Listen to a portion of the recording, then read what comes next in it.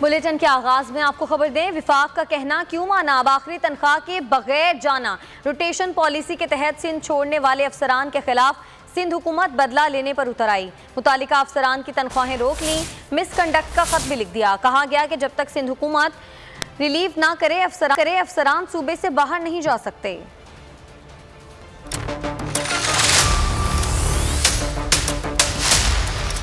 वफाक का कहना क्यों माना, सिंध सरकार इंतकाम पर उतर आई।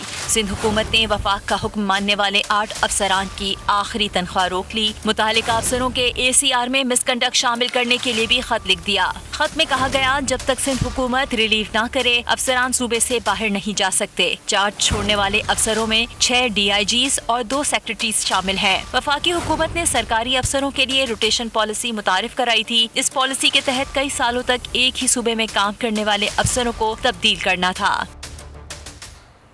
गैस बहरान ने अवाम ही नहीं हुक्मरानों की भी चीखें निकाल दी। वफाकी काबीना इजलास में हुकूमती अरकान गैस की अदम दस्तियाबी के खिलाफ बोल पड़े। अरकान ने कहा कि लोग सवाल कर रहे हैं गैस क्यों नहीं आ रही। अब्दुल रज़ाक दाऊद ने कहा कि अगर एक्सपोर्ट इंडस्ट्री को भी गैस ना मिली तो बरामदात मुतासर हो जाएंगी। इजलास में मजीद क्या हुआ, अंदरूनी कहानी जानिए इस रिपोर्ट में।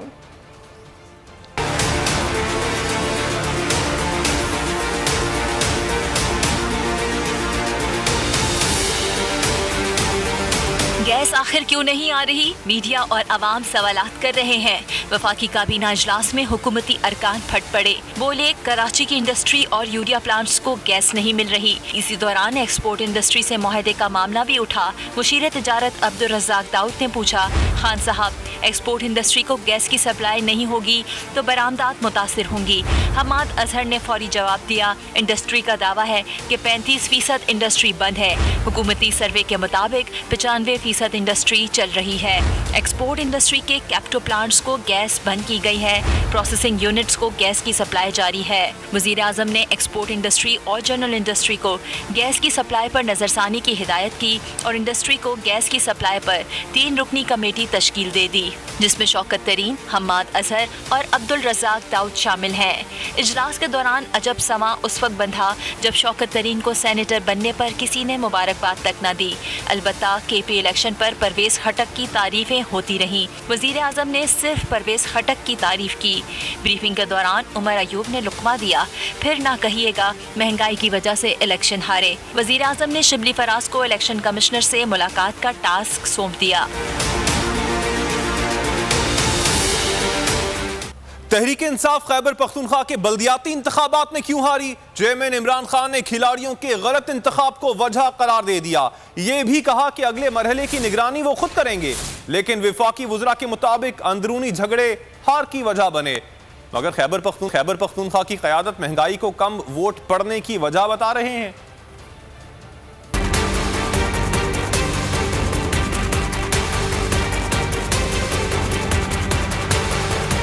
हिस्सा है सभी एक ही जमात का, मगर चेयरमैन का बयानिया और है। अहदेदारों का बयानिया और वजीर आजम इमरान खान ने उम्मीदवारों के गलत इंतखाब को खैबर पख्तूनख्वा में हार की वजह करार दे दिया। ट्विटर पर ऐलान भी किया कि अगले मरहले की निगरानी वो खुद करेंगे। दावा किया कि अब PTI मजबूत होकर आएगी। तहरीक इंसाफ के रहनुमा आतिफ खान ने महंगाई को वजह करार दिया। शौकत यूसुफजई भी कल महंगाई को ही हार की वजह करार दे चुके हैं।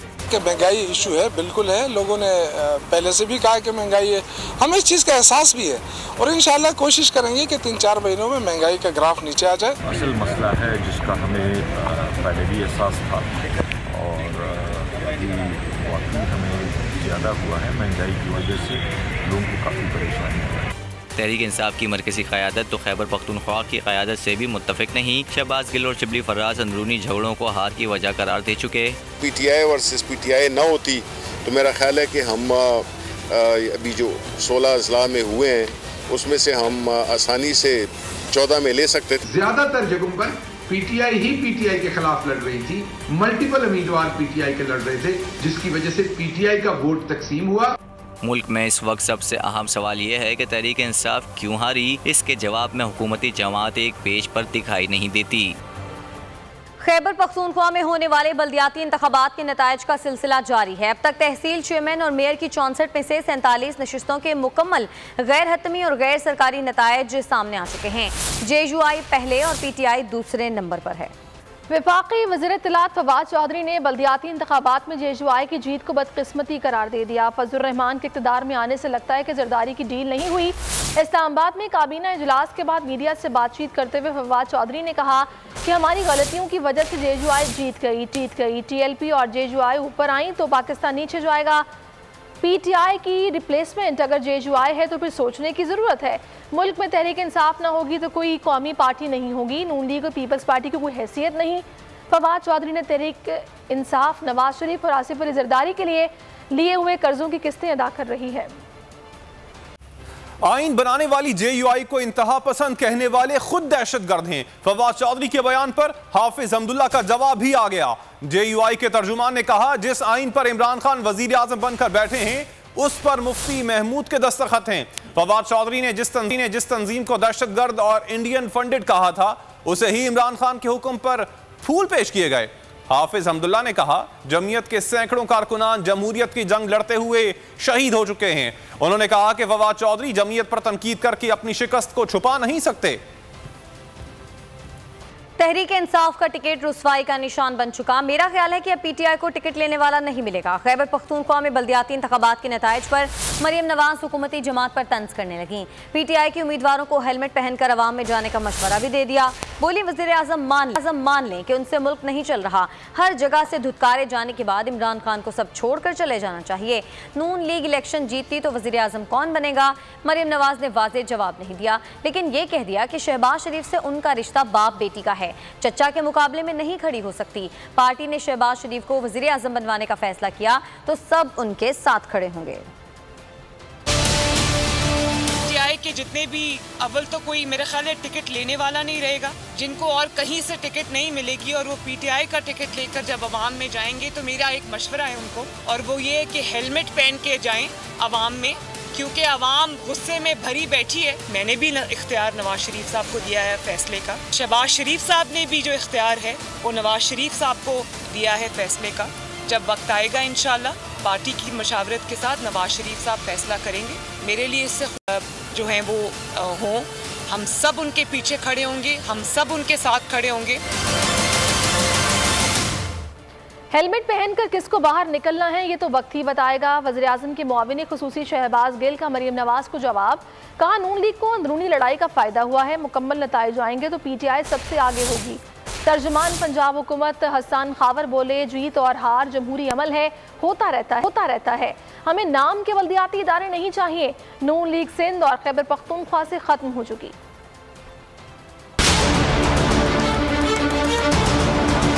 कि हमारी अपनी गलती हुई है। ज्यादातर जगहों पर PTI ही PTI के खिलाफ लड़ रही थी।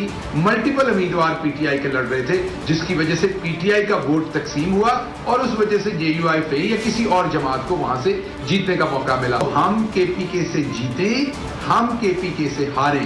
KPK वाकई हमारा घर है और आप ताने देती हैं अपने चचा मोदी की तरह कि आपको आपके घर में घुसकर मारा है। जीत और हार, आगे और पीछे रहना जमहूरियत का हुस्न है, जमहूरी अमल है, वो होता रहता है। अगर आप खैबर पख्तूनख्वा के हवाले से देखें तो ये बात वाज़ेह हो जाती है कि पाकिस्तान तहरीक इंसाफ की हुकूमत की कमिटमेंट मजबूत बल्दियाती इदारों के साथ है। हमें सिंध का टूथलेस मॉडल नहीं चाहिए जहाँ पर हम नाम के बल्दियाती इदारे बनाएं लेकिन उनके हाथ में ना पैसे हो ना इख्तियार हो। पहली दफ़ा पाकिस्तान में हमने डायरेक्ट वोटिंग का इंतखाब किया और पंजाब में भी इंशाल्लाह इसी सफ़र को आगे लेके जाएंगे।